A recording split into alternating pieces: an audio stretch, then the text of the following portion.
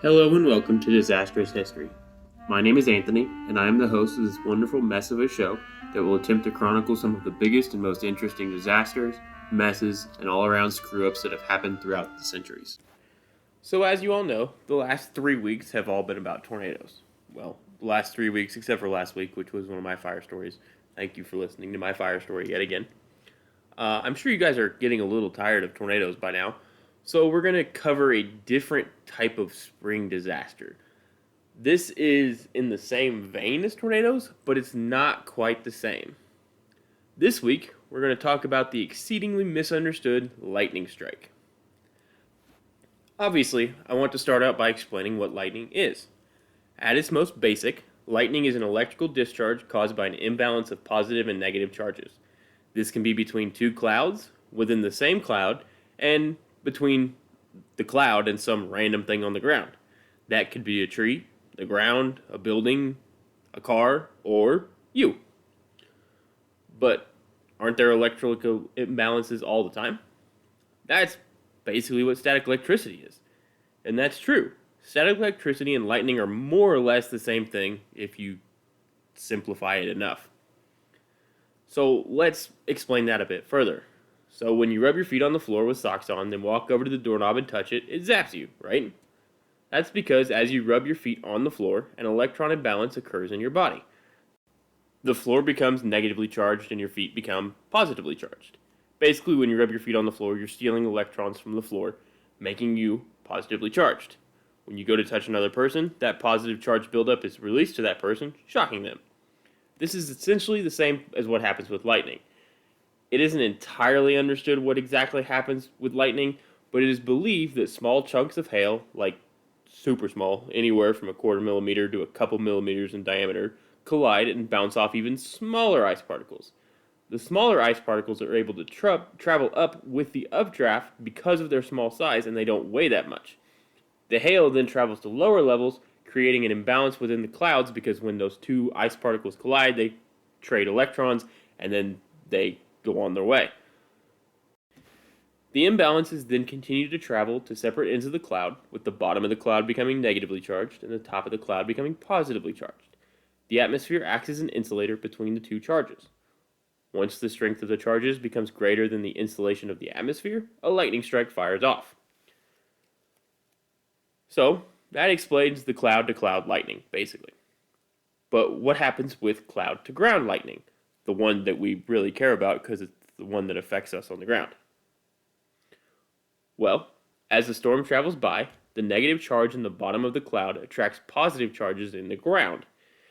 These positive charges spread up towards the cloud, and once the charge becomes greater than the insulation of the atmosphere, what is called a leader of negative charge descends towards the ground. The leader can spread out along a bunch of different branches, essentially searching for a positive charge traveling up from the ground to the negative charge.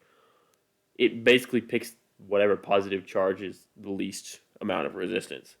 Once that connection occurs, we see the cloud-to-ground strike. That's how lightning happens. But what about the rest of it? Why are we so concerned when it occurs? Well, as you probably know, lightning causes all sorts of problems when it strikes things it shouldn't. That's why people worry about it so much. A single lightning strike contains anywhere from 1 million joules of energy to 1 billion joules of energy. That sounds like a lot, and really it is, but it doesn't last very long. A lightning strike lasts about 0.2 of a second. That's only enough power to last a quarter of a kilowatt hour. The average price for a kilowatt hour in the United States is 13 cents.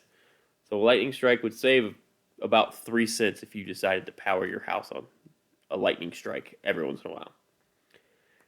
The big issue, though, is the heat produced by lightning strikes. No lightning strikes do not have a temperature. They produce heat. There is a difference, but they produce heat.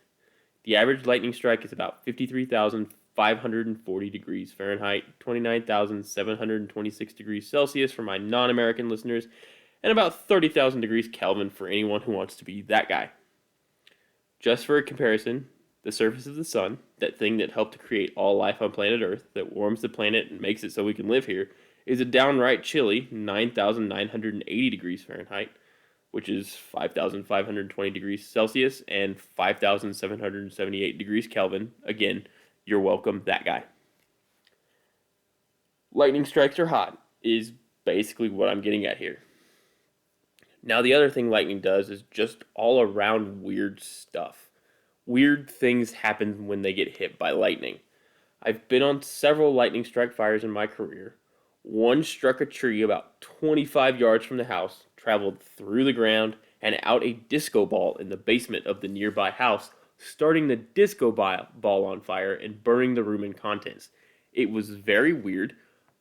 We only noticed it because I was walking around the exterior of the house and I looked over at the tree and I asked the homeowner what happened to the tree and when it got struck by lightning because it was split in half, and he said, "Oh, it happened about 2 or 3 minutes before we noticed the fire." I was like, "Oh, so we need to look into that." I've also seen a fire where the lightning strike made a direct hit on the house and traveled along a gas line before igniting the escaping gas, which then extinguished itself. It will explode outlets, fry televisions, make random things melt. It's crazy what lightning can do. I saw it. I had a fire where it struck the house and it caused a fire that was about 6 inches by 2 inches wide.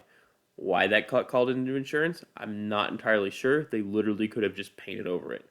But they did. A typical lightning strike contains about 300 million volts and about 30,000 amps. Most of the circuits in your house are rated for 120 volts and 15 to 20 amps, give or take.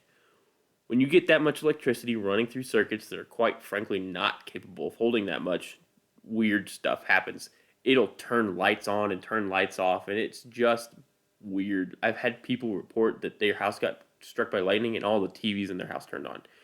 They got struck by lightning, and they said that the sump pump started pumping the other way. Like, it's just weird stuff. So that's basically a really rough overview of what lightning is. And that brings us to our disaster for this week. The night the city that never sleeps went to sleep. July 13th, 1977. The summer of 1977 was not a good one in New York City. For starters, it was insanely hot. The East Coast was in the midst of a heat wave and people were miserable. The high for the 13th of July was a stupidly hot 93 degrees. The dew point, that scale we talked about a few episodes back, that ranges from, hey, this isn't too bad, to, oh my god, please stop, I'm melting, was hovering between 65 and 72 degrees, which is right in that sweet spot of, oh lord, it feels miserable out here, I hate everything. Air conditioning was important for that day because, it was hot. Not having air conditioning was going to make an already grumpy New York City even grumpier. But they weren't just grumpy because of the heat. 1977 New York City, and more or less the United States as a whole, was in the middle of a financial crisis. The New York City government was basically right on the edge of bankruptcy, where you're doing your best to cut things that you don't think you need, but you really kind of do, in a desperate attempt to not declare bankruptcy. New York City was forced to cut a combined 8,500 teachers, police officers, and firefighters. Fare on the subway was raised, the sanitation department was cut, and trash pickup was slowed down severely. Protests occurred almost daily.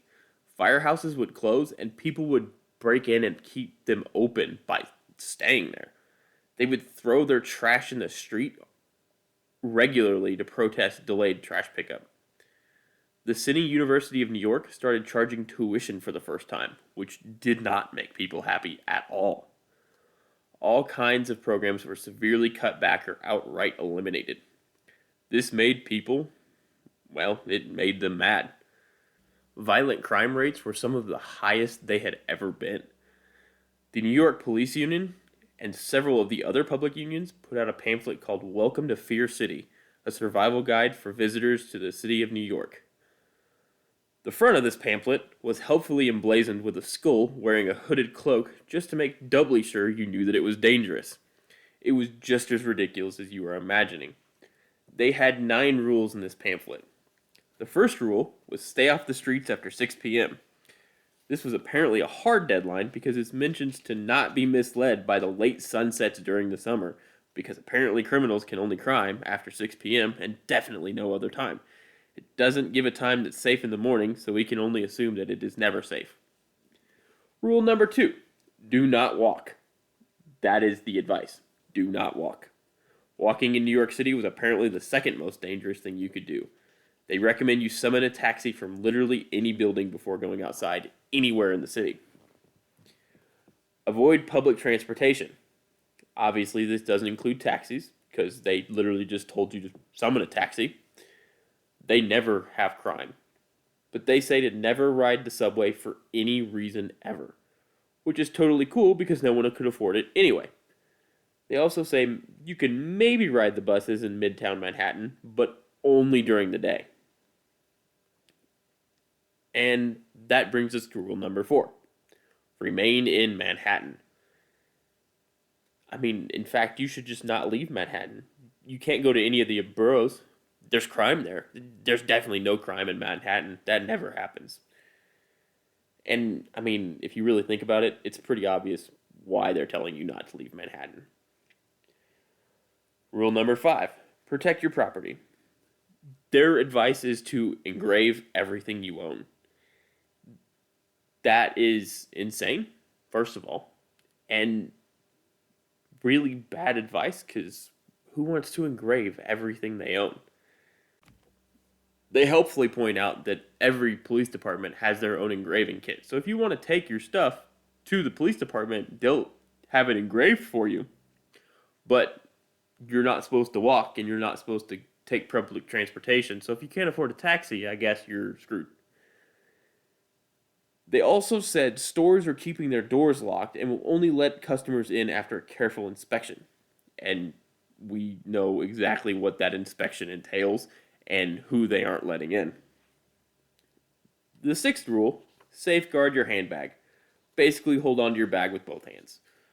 But you shouldn't be out walking anywhere, so I don't know why it matters. Rule number 7, conceal property in automobiles. This one is ridiculous to me. They're all ridiculous to me, but this one especially. They're saying robberies and crime are on the rise. You have to hide your things in your car. But you can't do it when you park because someone will see you. So you have to do it before you get there. But if you're shopping in New York City, it doesn't matter because someone's going to see you store your stuff. Oh, but also, auto thefts are on the rise, so this doesn't matter at all. This is basically just a fear tactic to get the mayor to rehire the police officers we just laid off. Rule number 8. Do not leave valuables in your hotel room and do not deposit them in the hotel vault. It literally tells you to only put things in bank vaults. But also, those are being robbed too. So really, nowhere in New York City is safe, and I don't know why they put out the pamphlet giving you rules to be safe in New York, because they've literally ruled out all possible things. You can't walk. You can't take public transportation. You can't drive your own car because it'll get robbed or stolen. You can't keep things in a hotel. Hotels aren't safe. So that leaves just not coming. And lastly, rule number 9, arguably the only important rule on this entire list, is be aware of fire hazards. Duh. Like, that feels like they called the fire department and they were like, hey, do you have anything to tell the people to be safe in New York City? And they're like, yeah, tell them not to ignore fire hazards. But like, clearly this whole thing was a sham to put political pressure on the mayor to rehire police officers that they laid off. But this wasn't the only pamphlet they put out. One was called, If You Haven't Been Mugged Yet, ... which I can only assume is similar in writing style to If You Give a Mouse a Cookie, only probably more racist and way more dumb. So, we've established that New York City was grumpy and full of rage, which sounds like New York City now, just New York City in 1977 was probably a little bit more racist and a lot more broke. The police department was actively stoking that grumpiness and rage by releasing things like the above. But there was another thing that was really contributing to the fears in New York City during the summer of 1977. And this is the one that really dominated the headlines. A man by the name of David Berkowitz was living in Yonkers and working as a letter sorter for the United States Postal Service. If that name doesn't ring a bell, there's a more famous name he's known by. His more known name is the Son of Sam. The Son of Sam killings were in full swing and had gripped most of the New York papers with their very elaborate details and his letters to the police department and reporters that they would then publish. It had been revealed that the Son of Sam was targeting women with long dark hair, so women all over New York City dyed their hair and cut it short. The killings also seemed to target couples, so all over New York City, couples were on high alert. There were reports of people being told that they should not sit in their car as a couple, so they would get out and they would sprint into their houses as soon as they pulled up in front of their house. It was crazy. And the Son of Sam killings were more or less random. And this fear over the randomness of the Son of Sam attacks, combined with the heat and the budget cutbacks and the rising crime, would help spurn what was to come on the night of July 13th, 1977. And another thing with the Son of Sam attacks is they weren't confined to a single borough in New York City. It was everywhere. He was hitting everywhere. So there was really no idea where he was going to hit next. It's just they had no idea, and who knows when they were going to catch him. So it was better to follow every crazy rule you heard on the street to avoid being murdered by the Son of Sam. So that brings us to the night of July 13th, 1977. At 8:35 p.m. on that fateful night, the overall load of power on Consolidated Edison, the power system for New York City, was 6,091 megawatts, which was below the peak at about 4 p.m., no doubt caused by the heat of the day and air conditioners running hard. But the power was starting to pick up as darkness fell due to lights from residential and commercial buildings coming on for the city that never sleeps. Power companies often have interconnected lines to help with situations like a blackout or something of that nature, or in New York City when you have a really hot day and you have a really hot night, there's a whole lot more air conditioners running, as well as a ton of lights that are on, so that pull on the power system is going to be significantly more, so you have interconnections with other cities and other power districts to help cover that excess load if you can't create it on your own with your own power generation. About 8:30 p.m. that night, there was a thunderstorm rolling over Buchanan, New York, which is about 40-ish miles north of New York City. Also located in Buchanan, New York, is the Indian Point Energy Center, which is a 3-reactor nuclear power plant. Only 2 reactors were functioning at the time in 1977, but it is a nuclear power plant. Fair warning, there's going to be a lot of megawatt numbers being thrown at you here for the next part. So, at 8:37 p.m., a lightning strike caused a fault on 2 345 kilovolt circuits, which tripped the circuit breakers at the Buchanan South substation, which is just due east of the Indian Point Energy Center, 40 miles north of Manhattan. Because of a design error, these circuit breakers would not close to complete the circuit after the overload had gone through from the lightning strike. This caused an overload in a different circuit, causing the number 3 nuclear generator at Indian Point Energy Center, which had been generating 883 megawatts of power, to shut down. The shutdown of this reactor overloaded a different interconnected circuit, which shut down a transfer of power from a different area and dropped another 427 megawatts. So this dropped New York City down 1,310 megawatts from the 6,091 megawatts that it was pulling just 2 minutes prior to the lightning strike. Other connections from different interconnections of the power companies made up for this drop of power. Everything was still stable-ish at this point. At 8:55 p.m., so 18 minutes later, a second lightning strike shut down two more lines and tripped the breakers again. Luckily, one of those breakers would automatically reclose. The other one did not. At this point, we are down an entire generator and 3 circuits. This shutdown dropped another 1,044 megawatts. This was, yet again, picked up by other lines, but things were in serious trouble now. They were down 2,354 megawatts. That's a lot.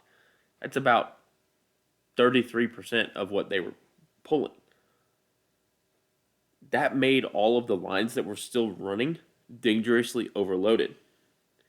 Then at 9:19 and 11 seconds p.m., another circuit breaker tripped. This one wasn't because of lightning, this was because of an overload, but it didn't matter. Another 1,202 megawatts were lost. 42 seconds later, a transformer tripped off. This dropped another 415 megawatts that were flowing into the system. At this point, red flags are flying up in Consolidated Edison and the nearby power companies. New York City has lost a ton of power, and they're pulling a ton of power from places that really don't have the capacity to be pulling that much. They're powering their own districts. They can't also be powering New York City's districts, which is one of the biggest power districts in the world.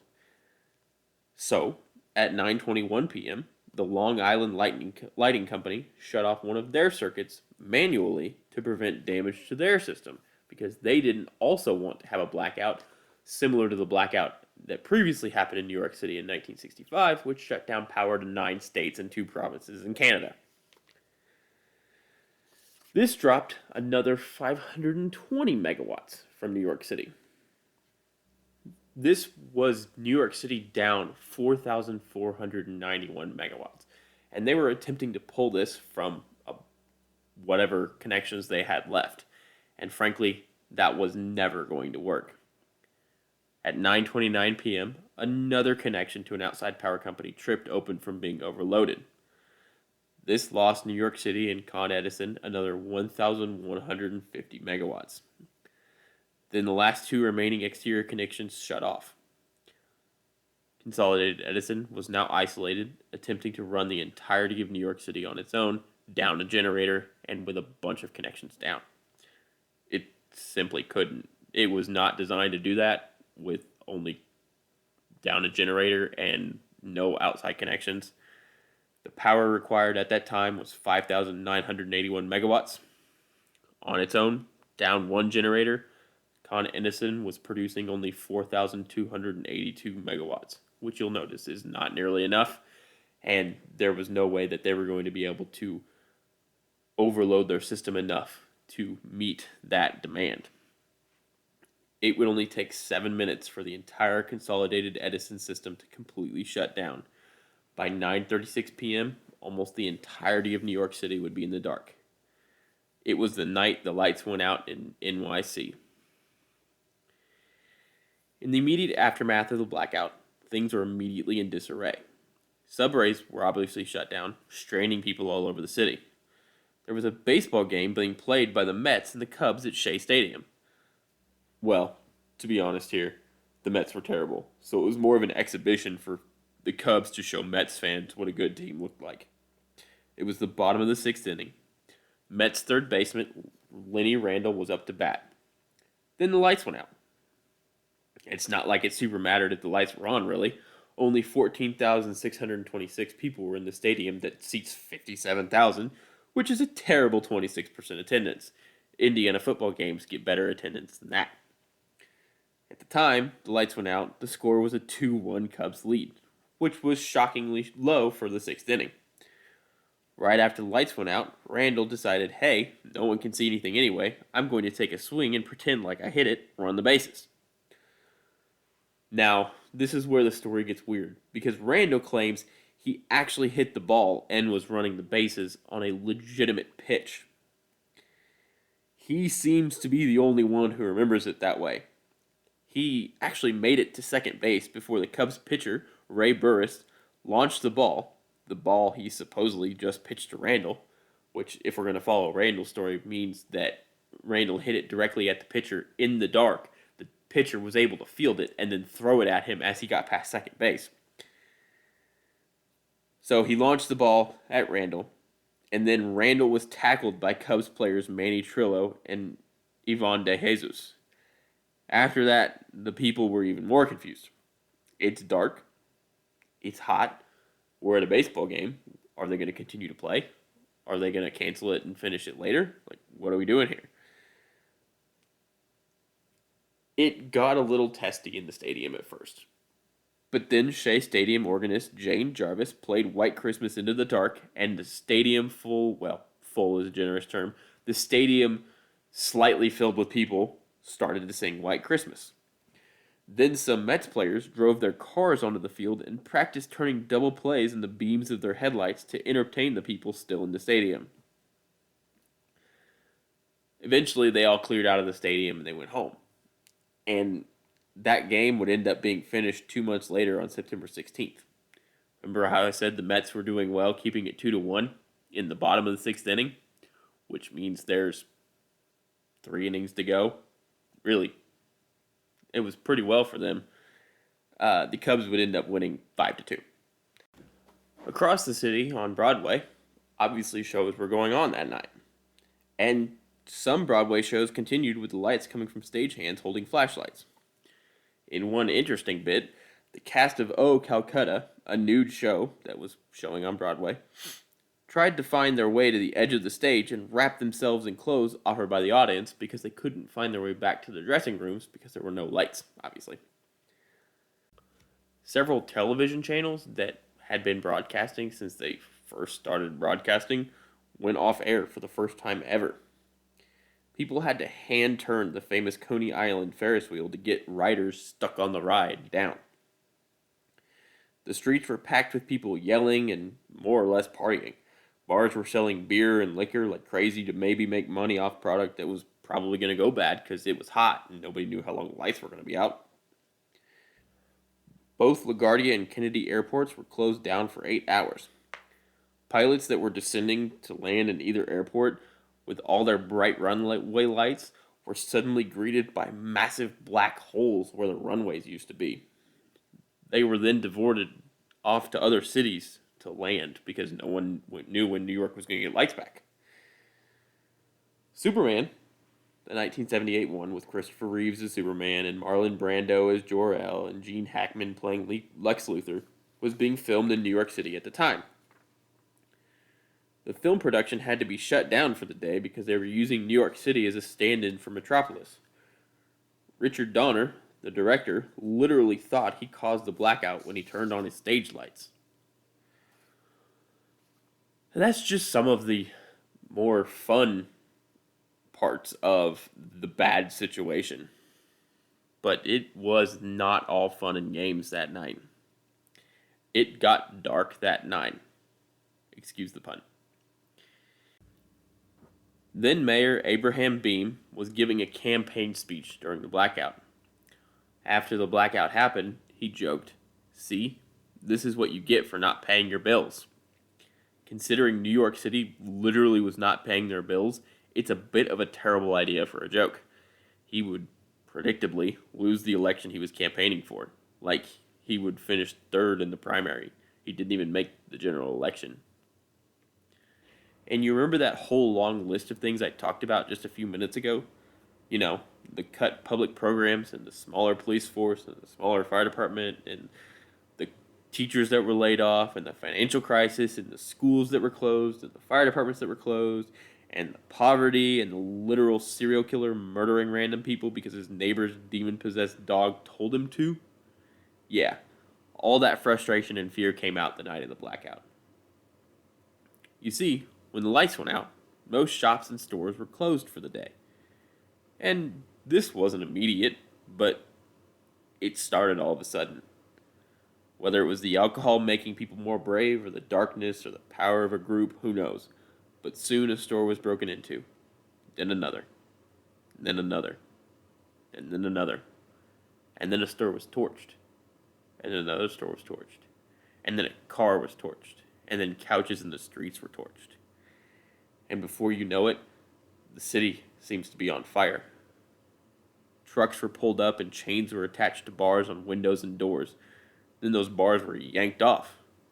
The looting began, and reports of looters were everywhere, all throughout New York City. People that had stolen stuff from stores were being robbed on the way back to wherever they were taking the stuff that they had just stolen. Multiple people reported to the police that they had stolen stuff and then had that stuff stolen from them. It was absolute chaos. 50 brand new cars were stolen from the Ace Pontiac showroom in the Bronx. A meat market in Harlem was broken into and robbed. People were stealing anything that wasn't nailed down, and some things that were nailed down. One police officer reported he stopped a man carrying 300 sink stoppers. What he needed 300 sink stoppers, I'm not entirely sure. Maybe he had 300 sinks that he needed to fill with water. Maybe he just loses sink stoppers on a regular basis. I don't know. Seems to be a weird thing to steal, but hey, you do you. And then there were the arsons. FDNY fought 1,037 fires that night. Some firefighters reported when they arrived to fight fires, they were pelted with rocks and bottles from the crowd. In total, 59 firefighters were injured in the fires. One fire destroyed a looted warehouse, 4 tenement buildings, and 2 houses. That was just one fire. There were 1,037, and that includes dumpsters and cars and stuff burning in the street that they had to stop and put out on their way to probably the next fire, unfortunately. And that would be exhausting. I gotta be real honest, it'd probably be a lot of fun because you don't get to see that much fire that often. But that would be exhausting the next day. And at one point, the police kind of just stopped trying to arrest people that were stealing. Like, they'd see teenagers in the street carrying a TV down the street, and they would stop them and say, "Hey, where'd you get that TV?" And they just put the TV down and run down the street. And it would just sit there until somebody else was like, "Hey, free TV," came up and take it. Numerous people that were interviewed basically called it Christmas. They would break into any store they wanted and take whatever they wanted and then hopefully not get robbed on the way back.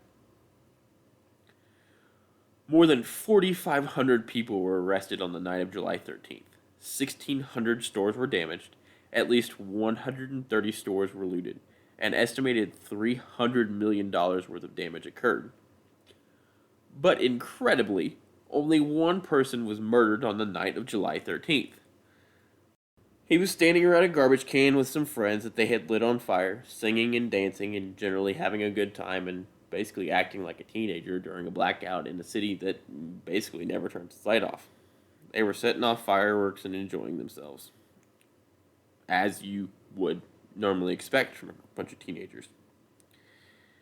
All of a sudden, they heard some fireworks, and Dominic turned to his friend Andrew and said, "Hey, I've been shot." And Andrew replied, "No, I think it was just some fireworks." And then he collapsed. And Andrew looked down the street and saw a well-dressed man running away. Andrew took off in pursuit, but the guy started firing at him and hit Andrew across the head. Unfortunately, Dominic died before help arrived, bleeding out from a shot to an artery. This murder has never been solved. Dominic was known for fighting anyone who crossed him, or really anyone who needed a good beating for harassing girls in the neighborhood. The area he was in at the time of the murder, and the area he lived in, was Carroll Gardens in Brooklyn. Now, Carroll Gardens in the 70s was a majorly Italian section of New York City. It was one of the safest neighborhoods in all of New York City. And the reason for that you can probably figure out on your own based on Italian in the 70s in New York City, and if you've, ever watched Goodfellas. It was the New York Mafia. The New York Mafia was keeping the neighborhood safe. All 5 families had connections and operations in the area. And it wouldn't be completely out of question for Dominic to have put one of those aspiring Goodfellas in his place with a beatdown. And it definitely wouldn't be out of the question for one of those guys to realize the blackout was a perfect time to deal with a guy who had embarrassed him. And we all know that the Mafia wasn't super known for taking being embarrassed in a fight well. He also could have fought with somebody that had the connections to take him out. And I gotta say, that seems to be exactly the case. In July 1997, Detective Patrick Talbot received a phone call from two sources who claimed to have knowledge on who did the murder, but they wouldn't give their names and they wouldn't come forward. They called back 2 months later, but hung up mid-conversation, saying they'd get back to him, but they were scared. They never did call. This probably is a mafia hit. I know I talked about Son of Sam earlier, but this doesn't fit the MO for Son of Sam. The only real connection between this murder and any of the Son of Sam shootings from before July 13th was the last one in June. A man had been seen fleeing the area of the shooting in a leisure suit, and I would consider a leisure suit as moderately well dressed. The other thing was the next Son of Sam murder would actually take place in Brooklyn. But if it were in fact Son of Sam, I don't know why two people would call saying they knew who did it and it be Son of Sam, considering he's spending 6 consecutive life sentences in jail and he's pretty open about the murders and apparently fairly remorseful. But anyway, the first part of New York City to receive power again was a section of Queens at 7 a.m. on July 14th. It would take until 10:39 p.m. on July 14th for all of the city to have power again. And it would be a miserable, miserable day because yet again, it was hot, there was high humidity, and there was absolutely no air conditioning. Now, there are a number of alleged effects of the blackout. One of the bigger alleged effects is the birth of hip-hop. It had been suggested that hip-hop really took off because of stolen DJ equipment from electronic stores during the looting. But it appears this story only comes from 2 early DJs, DJ Disco Wiz and Curtis Fisher, who actually took advantage of the looting in the blackout to steal a mixer and then suggested that it caused hip-hop to grow. So that seems more of a, hey, it would be really cool if this was what caused hip-hop to grow because this is what I did, but it seems extremely unlikely. The other alleged effect was a baby boom 9 months later. It is alleged that the birth rate went up significantly in April of 1978, which I guess makes sense. What else are you going to do when it's dark and hot? You can't sleep, it's too hot. May as well add to the population. But this effect hasn't really been studied to see if it's true. The baby boom, adding to the population, has been studied a lot. And this blackout was truly unprecedented.